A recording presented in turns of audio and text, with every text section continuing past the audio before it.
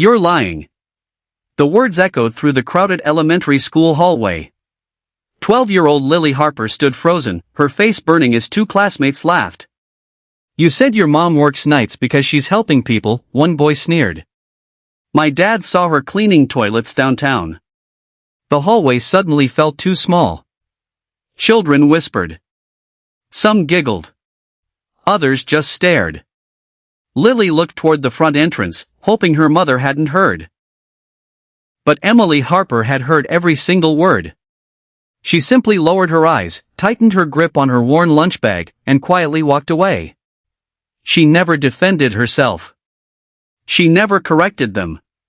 And that silence would change both of their lives forever. For as long as Lily could remember, her mother worked nights. Emily always came home after sunrise. She smelled like bleach, soap, and fresh laundry. Whenever Lily asked where she worked, Emily smiled gently. Just somewhere that needs me. It wasn't exactly a lie. But it wasn't the whole truth either. Emily had been a night janitor at Mercy Memorial Hospital in Columbus, Ohio, for almost 11 years. She scrubbed operating rooms. She disinfected emergency wards. She cleaned blood from floors after trauma cases. She emptied trash cans no one else wanted to touch. It wasn't glamorous. It wasn't respected. But it paid the bills. Barely. Emily hid the truth because she'd spent years listening to people mock custodians. She didn't want Lily growing up ashamed of her. So every morning before Lily woke up, Emily showered, changed clothes, and tucked her work uniform deep inside the laundry basket. To Lily, Mom simply worked nights. Nothing more. Nothing less. Lily loved her mother. But middle school had become cruel. Friends compared parents. Doctors. Lawyers. Engineers. Business owners.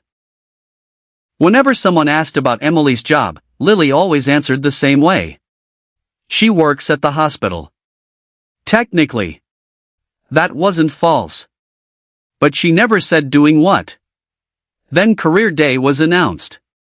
Students had to invite a parent to speak about their profession. Lily's stomach dropped. That evening she nervously stirred macaroni around her plate. So career day is next Friday. Emily smiled. That sounds exciting. Parents have to come. Emily paused for only a second. Oh. You don't have to. Emily nodded slowly. If that's what you'd rather. Lily hated herself the moment she saw disappointment flicker across her mother's face. Everyone else's parents have important jobs. Emily forced another smile. I understand. But she didn't. Not completely. Because she thought Lily simply didn't want to inconvenience her. She never imagined her daughter was embarrassed. The next afternoon, Lily asked her teacher if another family member could come instead. Does your mother have scheduling problems? Mrs. Carter asked kindly. A little. Mrs. Carter smiled. No worries. Every job matters. We'd love to meet her. Those words echoed in Lily's head. Every job matters. If that were true, why did everyone laugh? Across town, Emily received an unexpected phone call. Mrs. Carter. We'd really love to have you at career day. Emily hesitated. I don't think my daughter wants me there. There was silence. Then Mrs. Carter gently replied. Sometimes children don't understand how proud they should be. Emily thanked her and hung up. She looked at her faded hospital ID badge. Her reflection stared back from the plastic cover. Tired eyes. Fine wrinkles. Hair pulled into a simple ponytail. Nothing impressive. Still. Something inside her decided she was done hiding. Friday arrived. Parents filled the classroom. Police officers. A firefighter. An architect. A veterinarian. A software designer. Everyone wore polished uniforms or expensive clothes. Lily kept checking the door. "Please don't come. Please don't come." Mrs. Carter smiled. "And our final guest." The classroom door opened. Emily stepped inside wearing freshly pressed navy blue hospital custodial scrubs. Not a fancy suit. Not designer clothes. Just clean shoes. A hospital badge. And quiet dignity. Lily's heart sank. Someone whispered, "She cleans there." Another child snickered. "Oh, she's the janitor." Lily couldn't even lift her head. Emily heard every word again. This time, she smiled anyway. Mrs. Carter welcomed her warmly. "Emily, tell us about your work." Emily looked around the classroom. "I clean places where people are fighting for their lives." The room became quieter. She continued. "When surgeons save someone after a terrible accident, they need an operating room that's completely sterile. When babies are born, those rooms must be spotless. When cancer patients receive treatment, germs can become deadly. I don't perform surgeries. I don't prescribe medicine. But if I don't do my job correctly, someone else might not survive theirs." No one laughed anymore. Emily reached into her bag. She pulled out 2 sealed surgical gowns. One spotless.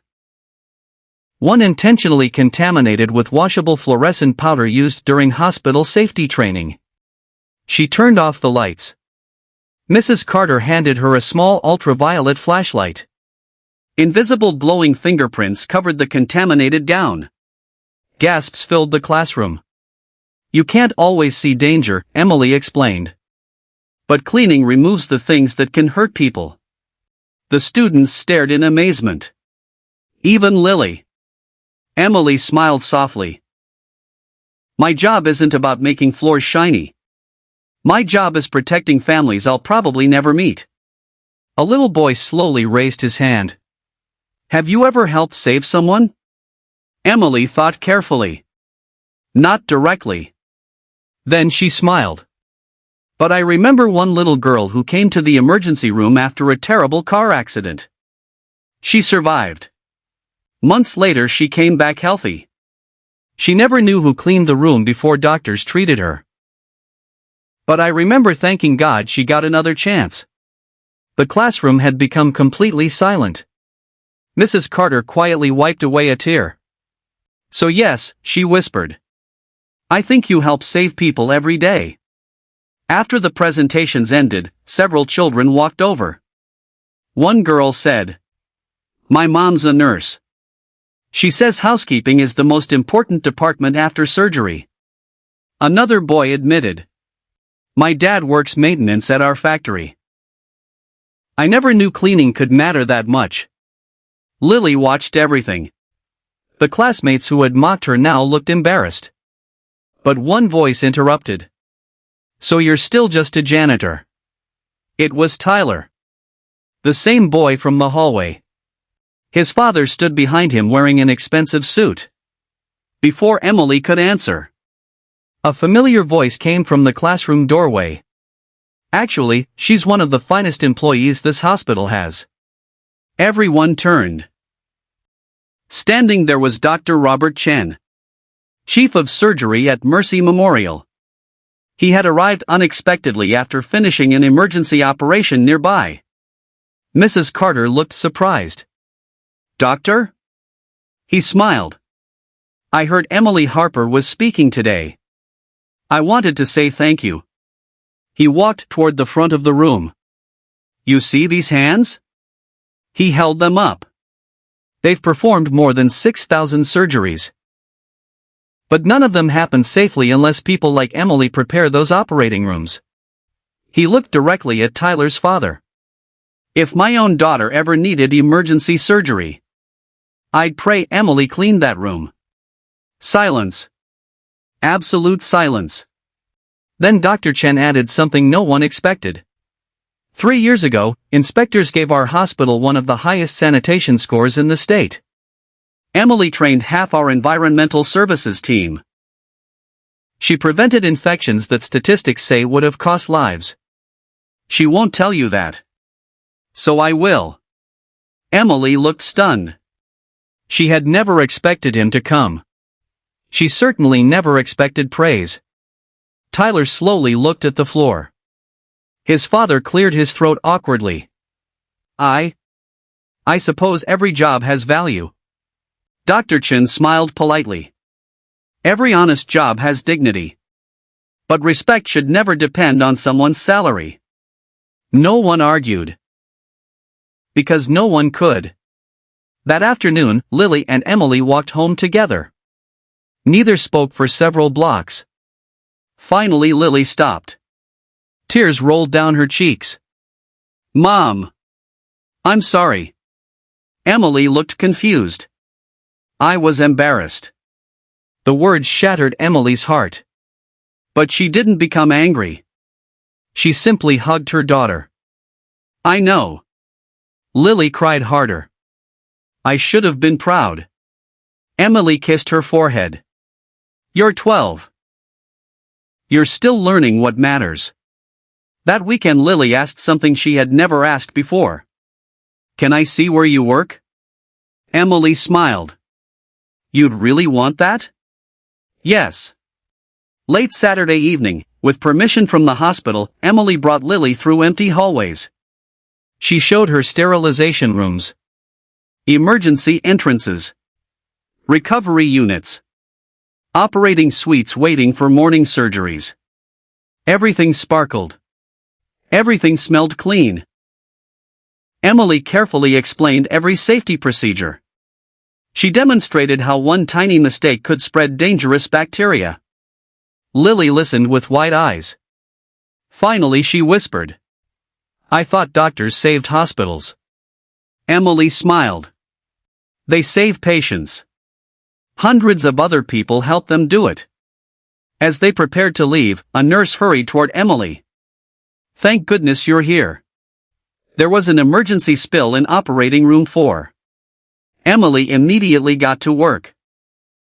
Within minutes she had disinfected everything according to strict protocols. The nurse smiled with relief. Perfect. Trauma team can use it now. Lily watched surgeons rush past. A young accident victim was wheeled inside. She suddenly understood. If Emily hadn't been there, those doctors would have been delayed. Maybe only minutes. But sometimes, minutes meant everything. Months passed. Lily changed. She no longer avoided conversations about her mother.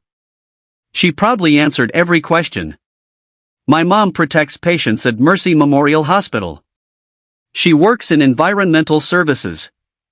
She helps save lives. She never whispered it again.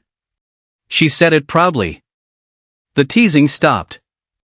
Not because everyone suddenly became kinder, but because Lily herself no longer sounded ashamed. Confidence has a way of ending many arguments before they begin. Years later, at Lily's high school graduation, each student was asked to dedicate their diploma to someone who inspired them. Some chose fathers. Others thanked grandparents. Athletes honored coaches. When Lily stepped to the microphone, she smiled toward the audience. My hero never wore a white doctor's coat. She wore blue custodial scrubs. She taught me that greatness isn't measured by titles. It's measured by the lives you quietly protect when nobody is watching. Emily covered her face as tears streamed down her cheeks. The entire auditorium stood and applauded. Not because she was famous. Not because she was wealthy. But because they finally saw what had always been there. A woman whose work had never needed applause to matter. Sometimes the strongest people are the ones the world barely notices. The people who clean the room before hope walks in. The people who stay after everyone else leaves. The people who carry dignity into jobs others refuse to respect. And sometimes, the greatest gift a parent can give a child isn't a perfect life. It's the courage to show them that honest work, done with love, is something no one should ever hide.